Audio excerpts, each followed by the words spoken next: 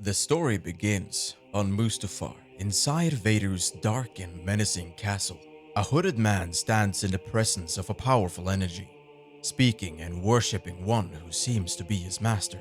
In his quest to resurrect the power of the Sith, he calls upon the forces beyond. I call upon the immortal gods of the Sith, on malevolence, anger, and dread.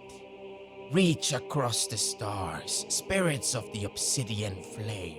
Seek out those who have wronged us, for the Dark Lord will rise again. The Dark Lord will have his revenge.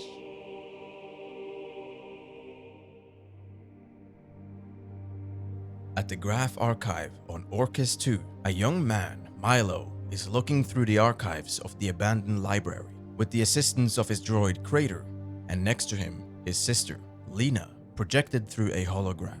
As Milo looks through the clutter of the library, he discusses the past with Lina and how their family lived on Orcus for centuries. Growing up, they never knew of its existence, neither did their parents, as Lina pointed out. Lina expresses disgust by the fact that the Empire used the library for so many years, and the droid shares his distaste for how they showed a lack of respect and left the place in ruins. Milo is surprised by the valuable things that had been left behind by the Empire. Records of the Nameless Purge, art from the Old Republic, and diagrams from Darth Vader's castle on Mustafar. In shock, Lina, distressed from hearing the name Mustafar, remembering her past experience from the time she crash-landed on the planet and barely made it out alive. Milo expresses his feelings as he wishes he was there with her. Though in Lina's discomfort, she begs Milo not to even think about traveling to Mustafar. However, Milo comforts her, telling her that those days of thoughts and wishes are gone. Lina then says goodbye as she has a meeting with General Syndulla. Milo expresses his thought that his sister always seems to tell him what to do. But while Crater is picking up a green glowing box, he explains that Lina is only afraid and worried about him. While looking through the library, Milo then remembers a dream he had. A dream he had about a senator and her Jedi bodyguard. A dream where he was the bodyguard, protecting the senator.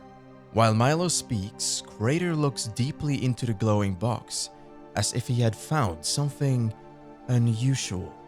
Milo proceeds to tell the story of his dream. Having just landed their starship, Anakin, Padme, Jar Jar, and their two trusty droids walk out to explore the planet Rubinero. The Senate disapproves to engage in an investigation, but Senator Amidala ignores the instructions, which Anakin supports, despite C-3PO's worries against it. Padme explains the settlement had been there since the early days of the High Republic, but now, all of a sudden, they are no longer responding to any of the messages they have been given. Jar Jar acknowledges the deserted city, and Anakin confirms that they are here to discover what happened to those who lived in it. Though after some thoughts, they decided to split up, and they all go their separate ways, even when C-3PO again expresses his worries. Walking into a dark room, all alone, C-3PO hears a loud metal sound, and in his shock, he asks if someone's there. But little does he know, a large silhouette of a green-eyed machine, bleeding green slime from its eye, is towering behind him. Anakin and Jar Jar keep investigating the city, questioning where the inhabitants are, though Jar Jar seems more interested in all the droids scattered around. Due to his clumsy behavior, he accidentally knocks over the droid he was fiddling with, leaving Anakin questioning him, like always. Eventually, they all group up together, which reminded Padme that they are missing 3PO, and asked if anyone had seen him. R2-D2 then peeps out loudly that he spots C-3PO, but something has gone truly wrong. 3PO, with one arm ripped off, carrying green and twisted glowing eyes, with oil, wires, and slime falling off of him. He approaches Anakin aggressively, pushing him away. But in a quick reactive swift, Anakin cuts C-3PO in half with his lightsaber, wondering what happened to him.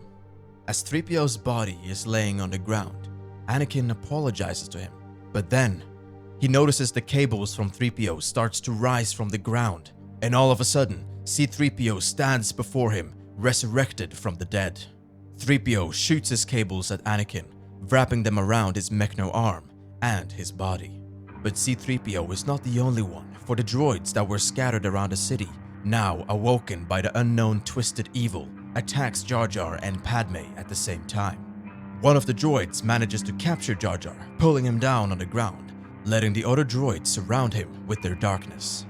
Screaming out for help to Padme, who is also fighting for her life, she grabs her hands around one of the droids and throws it into the pile of droids to capture Jar Jar, setting him free from the struggle. Anakin, now wrapped up in wires, having dropped his lightsaber, comments on the sarcastic jokes of Obi-Wan if he had seen this, before he uses the Force to get his lightsaber back in his hands. Cutting off the wires, he manages to set himself free and wonders if the oil has been corrupted. Then, with a powerful Force push, Anakin pushes the droids far back, letting Jar Jar, Padme, and himself escape. But unknown to Anakin, the wires, still wrapped around his mechanical arm, took control of it and grabbed Padme. Without letting go of her, the arm was slowly trying to pull both of them back. Luckily, Jar Jar steps in, picks up a metal plate with his sticky tongue, and swings it around with such a fast momentum that it hits Anakin's possessed arm and it cuts it off completely, saving Anakin from the wires. Though it wasn't all over, for just as Anakin started to run further, C-3PO grabbed Anakin and pulled him back.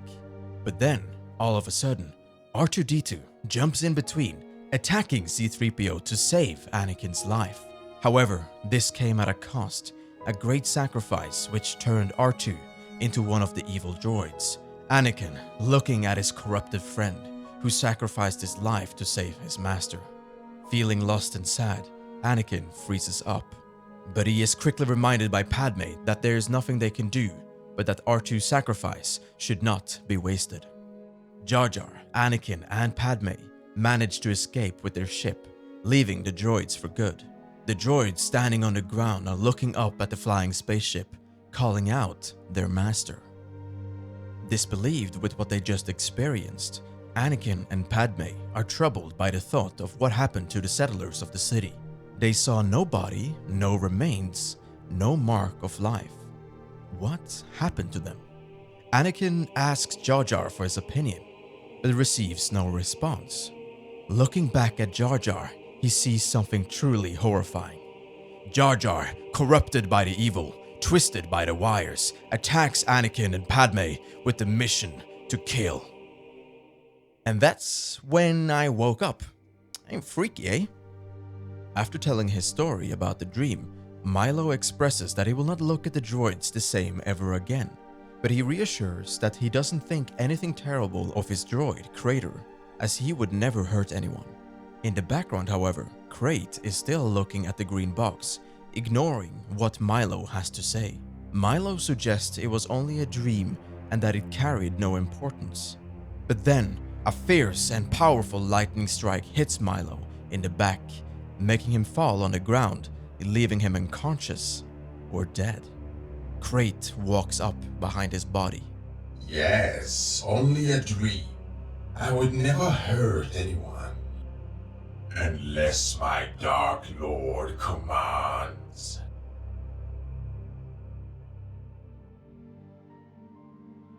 On the planet Chandrila, in the city housing the newly established Galactic Senate, under the rule of the New Republic. The hour is around sunset, and from the tower in the city, we see someone begging for help from Chancellor Mon Mothma.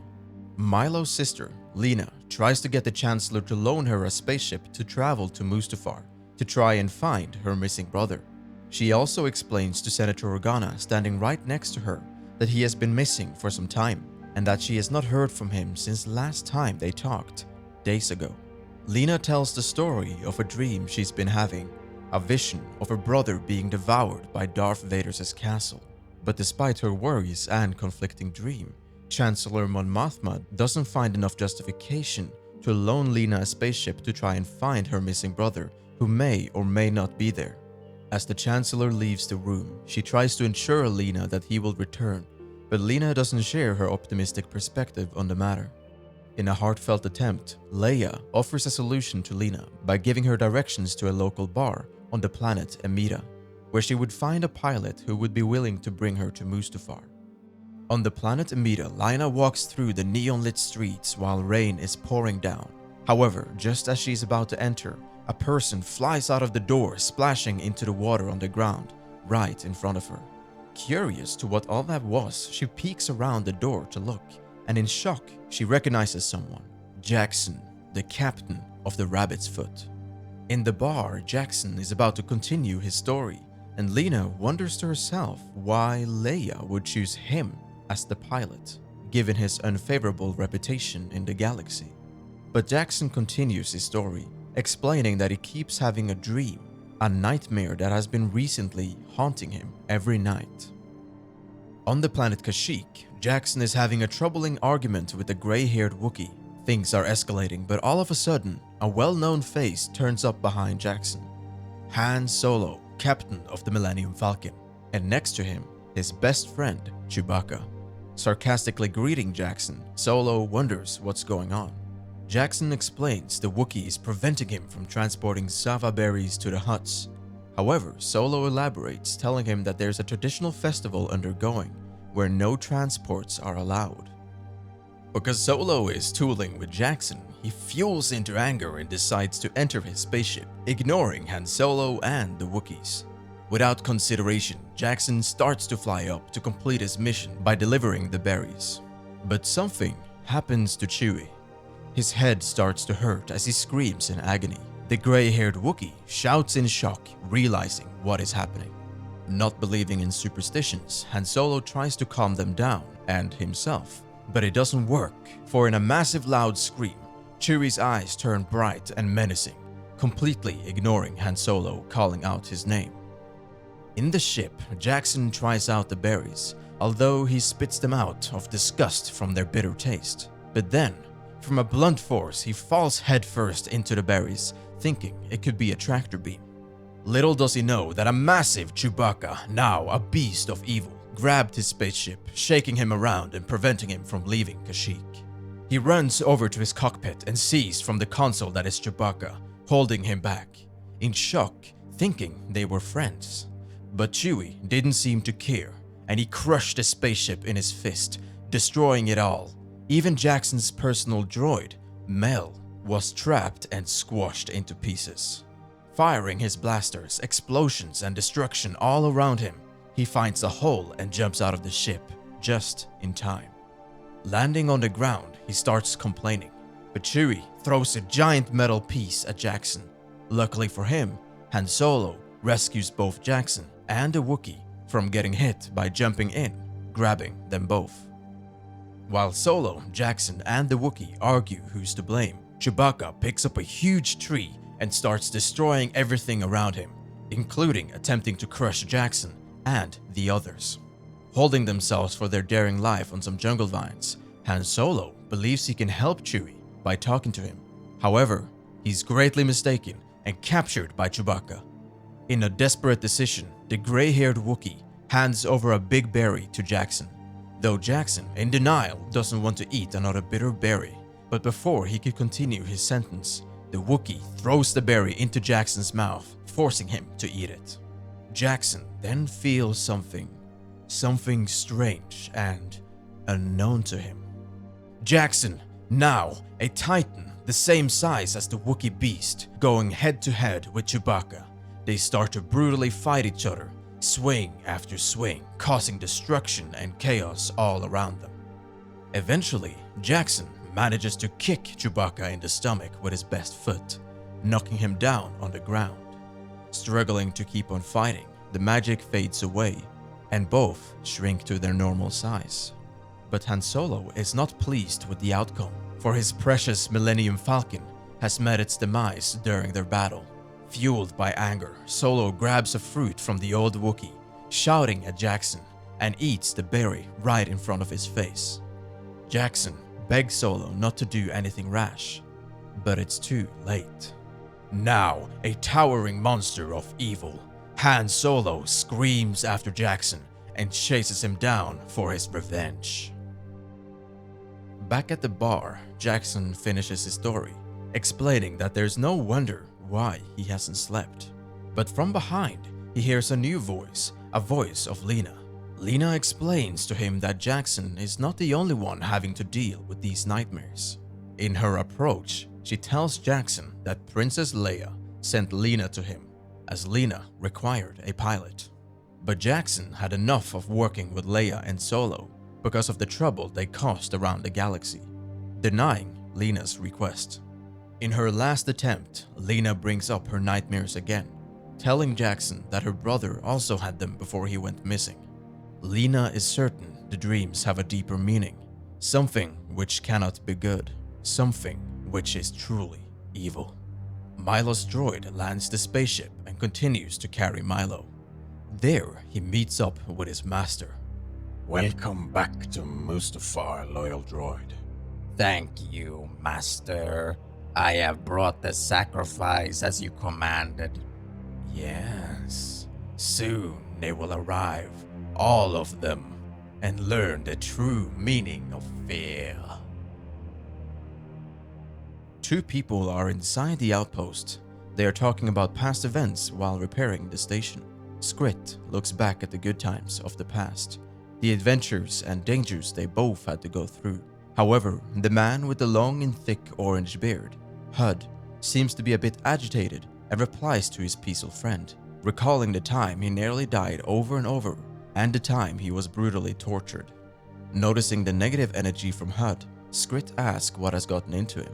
Being a bit dismissive, Hud explains simply he's been tired from his lack of sleep, though he tries to quickly change the subject and focus on the work. Skrit, choosing not to provoke the question any further, continues with the work, but he can't help but to ask if Hud doesn't miss the past even a little. But just as Hud replied, a big Minok comes out of nowhere and charges directly at Hud. But before the flying Minok could do any harm, Skrit quickly rolls up into a ball and jumps straight into the creature, knocking him out of his path, leaving the creature fleeing scared from the outpost. After calming down a bit, they are humored by a bit of joke, before Skrit voices his concerns once more to Hud, wondering why he's been acting so anxious and so reactive as of late. Hud explains he's been having trouble sleeping because there are dreams that keep bothering him, a nightmare that he has been having every day, which never seems to change. Inside a spaceship somewhere in the galaxy, Hud is sitting right next to Luke Skywalker. He wonders if he is the right man for the job, showing uncertainty, but Luke comforts him by letting him know that he is undoubtedly the man for the task they are about to face, as he had been personally vouched by none other than Captain Graff. However, all that Hud knows is that they are looking for Jedi artifacts. Despite trying to show confidence, deep down Hud feels anxious, wondering why Lina would even consider this as an excellent job for Hud, and why going for artifacts would be a smart idea. The last time he did that, he was tortured by a Sith acolyte and was nearly killed by Darth Vader on Mustafar. Landing on the planet Dagobah, Luke, R2-D2, and Hud walks out of the spaceship and begins their quest. Though Hud, feeling a bit afraid, questions the choice of landing on a planet and hoping that they landed because they took a wrong turn. Skywalker confirms that they are in the correct place, and R2-D2 beeps out in memory of the place, saying something to Luke. Luke tells R2 that he misses him too, thinking about the old Grand Master Yoda, who became one with the Force not long ago. Though in the meantime, Hud slowly ventures alone, feeling a dark presence around him. He then falls back onto the ground, screaming in shock as he recognizes an evil face from his past. Luke runs over, only to see a big rotten tree in front of Hud, with no person in sight. While they walk further into the forest, Luke explains it's pretty normal to feel disorientated on the planet for the first-time visitors. But before he can get his sentence finished, he stops in shock, seeing something he wished he never did. Yoda's old hut is now completely destroyed and ruined. Luke and R2 wonder what happened to it, but Hud finds a holoprojector in the water and wonders if it could help them give an explanation. As Luke and Hud look through the projecting hologram, they see an ambitious individual who speaks highly of Dagobah, wanting to populate it and change it into the Republic's newest destination for the rich. But then, in the recording, the man is all of a sudden attacked by a giant monster. Afraid of what he saw, Hud drops the holoprojector, though Luke picks it up with the Force right before it hits the water. Luke warns that they need to be on the lookout for anything dangerous, but then, there, out of the water, jumps out a massive monster directly at Hud. Screaming with a voice of terror, filled with sharp teeth, glowing red eyes, and a rotten fish-like body. Shouting to Luke, wondering who the creature is, Luke warns Hud not to get in the way, but Hud is too slow and gets hit by the monster, knocking him into the water. Submerged in the dark, muddy water, he sees something terrifying, as a group of skeletons and the skeleton of Lina and Skrit are slowly getting closer and closer while they speak his name through its darkness. Managing to wake himself up, he gets out of the water and starts to look for Luke and R2, wondering where they are, as they are not responding to his calls. While walking, Hud is abruptly approached by a long white snake. Where are you going, human? You know you are alone, don't you? As Hud tries to escape, the snake's face changes into the evil man he recognizes from the past. No one's coming to save you this time. Not like before. Trying to find Luke Skywalker, hoping he can help, he stumbles upon a gruesome sight. Jedi Knight Luke Skywalker is hanging upside down from a tree, but with no flesh attached to his body. Only a skeleton and his clothes are to see. R2 is also hanging from the tree, all torn apart with pieces everywhere. Hud struggles to believe what he had seen and falls back into a pile of human skulls. But then, something strange happens. Luke's skeleton starts to speak to Hud as if he was alive. Wondering how it's possible, Luke says that the Force is out of balance and that the only way to save everyone and everything is to face the monster in combat. Luke tries to encourage Hud to use the lightsaber with the help of the Force. But Hud is too afraid and tries to escape, though he stumbles into the water, picks himself up, and reminds himself to be courageous with the help of the Force, standing face to face with the monster. The monster is frightened and runs away into the woods. Laughing at it, Hud feels confident for the first time. Luke and R2, now resurrected and back in their normal form, congratulate Hud for standing against the monster, telling him that not even the dark spirits of the swamp can stand against the mighty Hud, making Hud feel happy and relieved. Though as they both walk to their starship, Luke turns his head, looking back with a smile on his face. There, the bright and powerful ghost of Master Yoda looks at them both, smiling after witnessing all that had happened. Back at the outpost, Hud and Skrit talks about the dream, as Hud insists the dreams have to carry a deeper meaning. But just as he moves a crate from a stack, they are attacked by a large group of Minocs. But then, a bright flash shines all over the outpost, scaring the Minocs away. As the starship lands in front of Hud and Skrit, out walks Lina and Jackson. Lina tells him that Milo is in danger and that they need to go back to Mustafar, back to Vader's castle.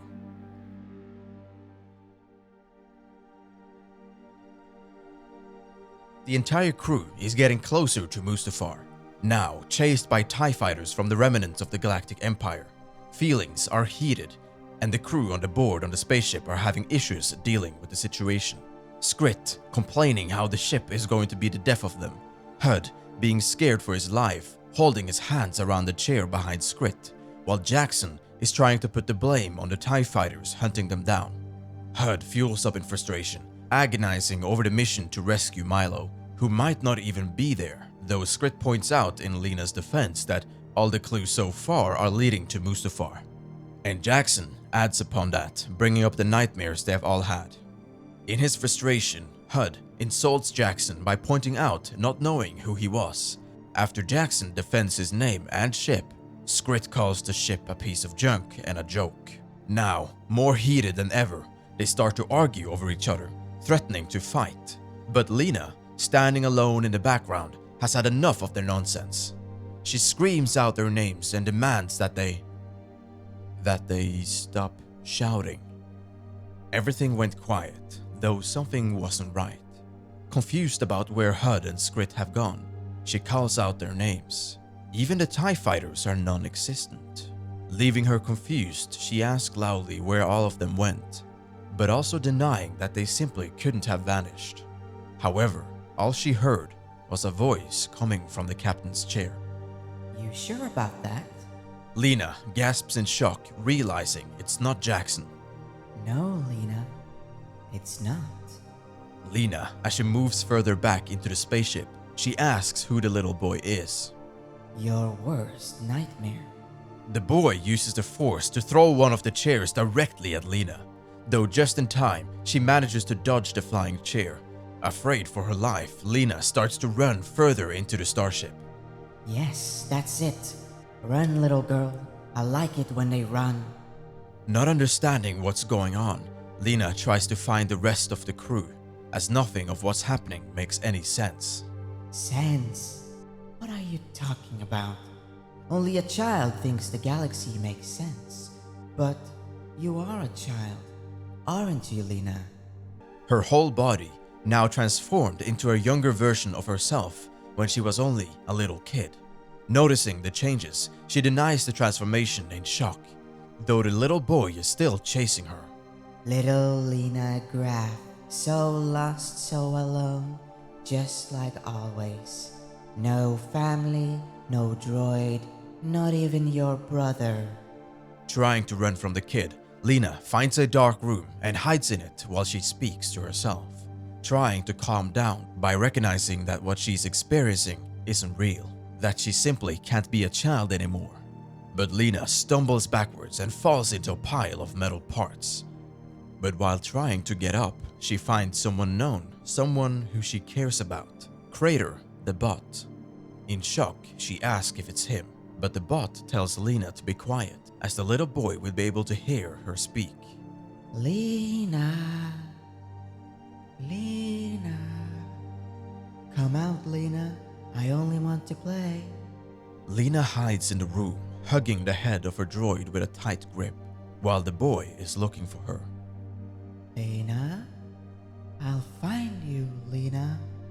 Hearing the kid's voice slowly moving further away, fading into the distance, Lina tells the droid that she is now safe. Safe? I don't think so. The voice came from behind as a bright orange light covers the room. This is where the fun begins.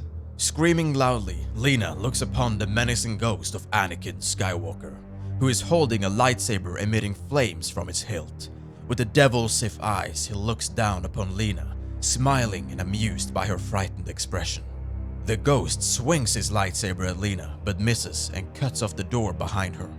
I told you, you can't escape. There's no point in trying.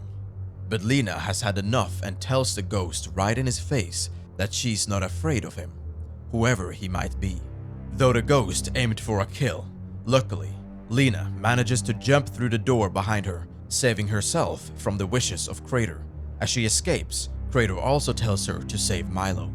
But inside the room, the ghost wasn't pleased. Save yourself? Save Milo? How brave, how noble. I only have one question, droid. Who's going to save you? Anakin's ghost flies through the door, chasing Lina down the hallway. Did you hear that, Lina? While Lina runs, she starts to cry as he tortures her with his words. He's gone, Lina. They're all gone. Your friends, your parents, your little brother. Lina, now filled with tears in disbelief of what she heard and denying the situation of the reality, Lina keeps on running and running. But all of a sudden, she suddenly crashes head to head with her brother. With her eyes all wide open, Lina tries to take in the weight of seeing her brother again. All this time, she's been looking for him, but now, finally seeing him again, she jumps in, giving Milo a firm hug. But while they are hugging, something doesn't feel right, as Milo is slowly telling her undesirable words. Milo, shaking uncontrollably, screams that there is no hope for him, while Lina tries to figure out what's going on and screams back to Milo, asking what is happening to him.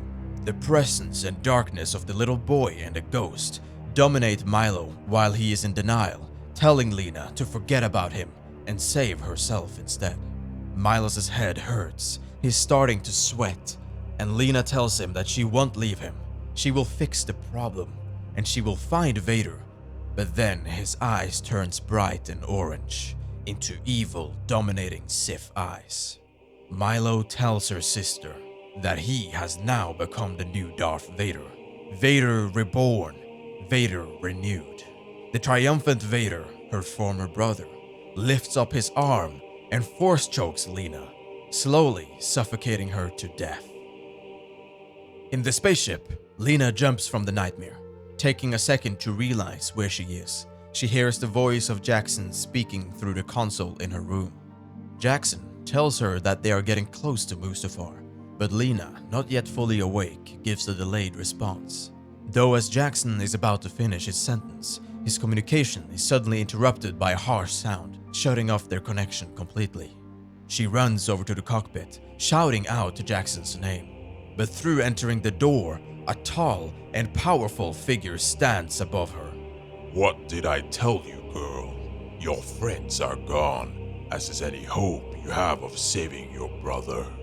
It's over, and so are you. Before Lina could even react, Vader strikes her down with his lightsaber. Lina wakes up screaming, now seated on the chair next to Hud and Jackson. Lina explains to Hud that she had a dream again and that they are starting to get worse, though Jackson jumps in, telling them that they have arrived on the planet. Skrit, Hud, Jackson, and Lina, now outside, looking upon the dark castle, talk about their past experience with Vader, how dangerous it was, how they nearly died. They all feel afraid, but Hud lets them know that the dreams are making it worse for them. Agreeing to his comment, Lina says that they are just, in fact, dreams, and dreams aren't real. And dreams can't hurt you. Outside Vader's castle on the planet Mustafar, Lina and the rest of the crew are standing outside the tall, menacing fortress, trying to enter by hardwiring the door. However, Hud is under pressure, and it's taking a bit longer than they had expected. Jackson offers to knock down the door with his foot, but Hud is persistent in working with the override. Lina suddenly hears Milo's voice through her earpiece. Milo reaches out to Lina, telling her that they are hurting him, and begs for help. Desperately, Lina tells Milo that they are trying their best and are working on helping him.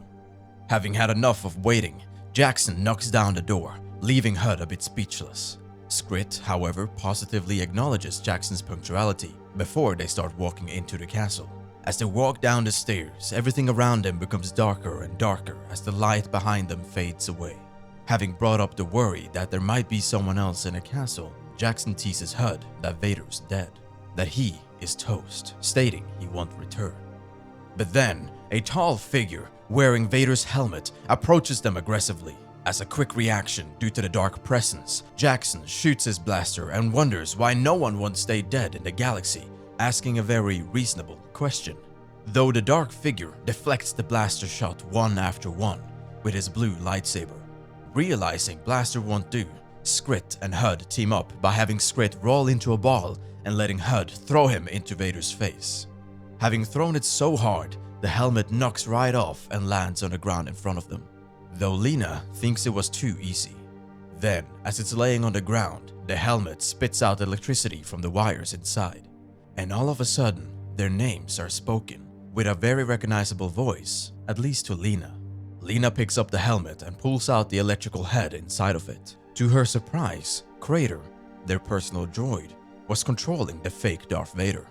Crater sincerely apologizes to Mistress Lina, explaining a signal had corrupted his processors, making him do evil and foul things, including bringing Master Milo to the castle. He then explains that Vinay, Darth Vader's servant, was responsible for all of this. To their surprise, Vinay had returned, but Hud now understood the meaning of his dream. The dream was warning him when he saw Vinay in it. Lina asks Crater to guide them to Milo, but Jackson doesn't trust the droid, although Lina steps in and tells him that she trusts the droid with her life. Crater leads them to Milo, and in the room, Filled with scientific technologies, Milo floats unconsciously inside a big Bacta tank, with green fume covering all around him. While Lina tries to get Milo out of the tank, Jackson points out that if Lina spoke with Milo outside the castle, but in reality, he's inside the Bacta tank, then who was Lina actually speaking with?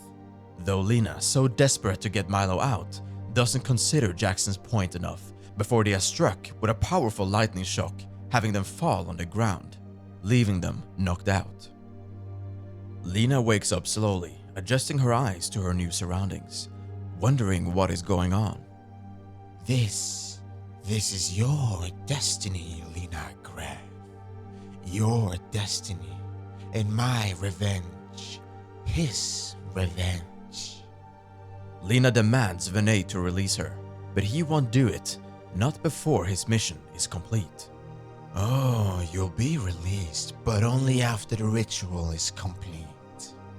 Noticing her brother being trapped, Lina shouts out his name to get his attention, and the rest of the crew is alongside him, also trapped in their own chambers. Milo apologizes to Lina, claiming it is all his fault, but she corrects him, blaming Vinay, who controlled Crater and used Milo as bait. Do you hear them, Master? They think I only controlled the droid. Don't they realize they were all my puppets? That I used their own dreams against them, drawing them back to the castle. Skrit asks in disbelief if it was him that did it. No one is safe from the Sith, not even when they sleep. I knew you would come. Loved ones in danger, new monsters to fight. How could you resist? But Jackson points out another reasonable question, as he wonders why he was ever targeted, for understandably, the rest of the crew have had dealings with him before, but Jackson held no past reputation with Vinay. Actually, I was wondering the same thing. Who are you again? Though to no surprise, Jackson spits out a joke about Vinay before he gets silenced by HUD. Vinay moves over to the console nearby. You all must be silent. There is much to do. The hour approaches. Wondering what he is speaking about, Lina asks directly what hour he's referring to, but Crater decides to elaborate, telling Lina that the Sith acolyte is attempting to revive his master, Darth Vader. Though not believing in such possibilities, Lina tells Vinay that his master is dead. She saw the explosion of the Death Star from Endor. Darth Vader is gone. Leaning his angered face closely to Lina.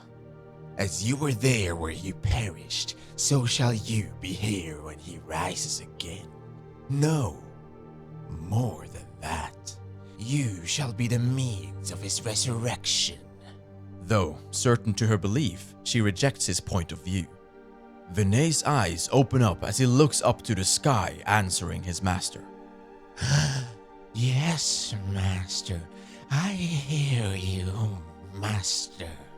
Jackson comments on the obvious psychotic behavior of Vinay, calling him nuttier than a gruffle cake. The moment has come. Vinay pulls a lever down on the console. I release the vapors just like you taught me. Let them guide your path. The fumes from the lava pits beneath the castle starts to pour in, covering the surface of the room. HUD and the rest begins to cough from inhaling it. Milo calls it magic, but Lina tells him it's not magic, it's just madness, while she keeps coughing more and more.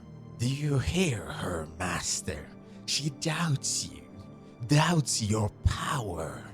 Soon she will believe, she will know. All will come clear when she is elevated, when she becomes the vessel of your spirit. In shock from what she heard, Lina's eyes open wide, showing that fear is starting to grow in her, as she asks Vinay what he was talking about. Speak, O Lord, speak, and we shall listen. Rise from the ashes as it has been foretold. Spread your dark arms across the galaxy. Vader reborn, Vader immortal. As the Sith acolyte calls upon his master, the fumes turns into beasts of evil. One after one, they torture and twist the minds of the crew, revealing their truest nightmares. Hud, strongly affected by this, screams as he sees the monster from the swamp. But Milo, with his eyes closed, prevents the darkness from twisting him, understanding that they are not real. Vinay, who has been living in the dark for years, has had his mind corrupted and driven in madness. Jackson, scared from seeing the Wookiee beast, tries to keep his mind calm by reminding himself of what Lina told him outside the castle, that dreams can't hurt them. With the room nearly filled up with fumes from below, Vinay exists to see his master again. Yes, yes, and now the screaming starts. The ghosts are here. The age of the Sith is upon us. A new empire of darkness. His empire. Lina, in desperation, shouts out to Vinay, telling him it won't work. But then, slowly, rises Darth Vader's spirit right in front of her. Gazing at what she sees, she struggles to accept it. Finally, after all the indignities, all the tricks, finally she understands. Finally she fears. Without being able to move or control her reaction, Lina inhales so much fume that she suddenly shuts down. Master, is that you? Lina, now possessed by the spirit of Darth Vader, raises his head and calls upon his puppet. He commands to be released, as no one should dare to bind Darth Vader up. Without hesitation, Vinay opens the locks. At once, my lord. You have returned to me. As Vader picks up the lightsaber on the ground, Vinay questions what the Dark Lord demands. And what does the Force will now, O Dark One? What terror shall we unleash upon the galaxy? Vader, looking at his glowing lightsaber, says that he will deal with the prisoners. As he walks up to Milo's trap, Milo calls out her sister's name, Lina, over and over again, begging her not to kill him, and telling her that he is her brother. Vader responds, letting the trapped Milo know that he knows exactly who he is.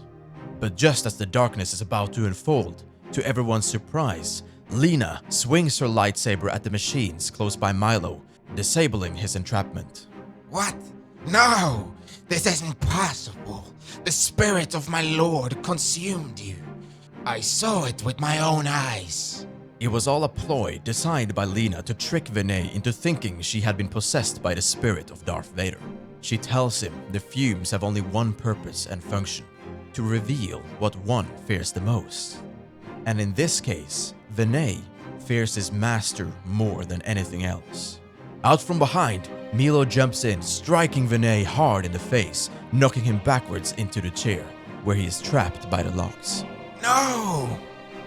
Hud compliments Milo on the punch, and then suggests that they should leave the castle. Struggling to see anything, they decide to follow the bright light from the lightsaber through the green fumes, leaving Vinay behind.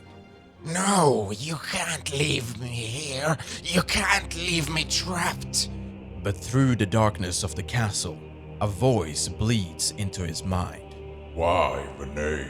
Isn't this what you wanted? Isn't this what you hoped for? No! This is the way it should be. Master and servant together. Together for all eternity. Outside, Jackson is relieved to see his ship, but Milo wonders where Lina is, as he can't see her anywhere. But before he could escalate, Lina walks up behind, comforting him by letting him know that she's right behind him. Finally, after so much time passed, after nightmares upon nightmares, Lina and Milo gives each other a firm and long hug. Sister and brother are finally reunited, always staying there for each other. Always. However, Lina explains that the lightsaber ran out of energy the moment they trapped the Sith acolyte, leaving the question, which lightsaber did they follow if it wasn't Lina? Jackson, like always, teases HUD, suggesting it could have been a ghost. But Lina tells them to calm down, letting them know if there's one thing this entire nightmare has taught her, is that ghosts do not exist. Little do they know that the Force ghost of Anakin Skywalker was the one guiding them through the fortress. Standing on a hill, looking at them flying away as he smiles with amusement and gratification.